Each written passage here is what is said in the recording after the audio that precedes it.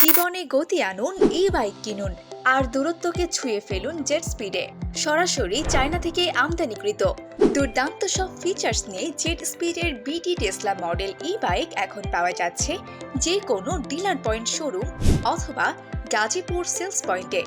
আপনার পছন্দের ই-বাইক বিটি টেসলা অর্ডার করলেই পাচ্ছেন হাই স্পিডে সারা দেশে ফ্রি হোম ডেলিভারি।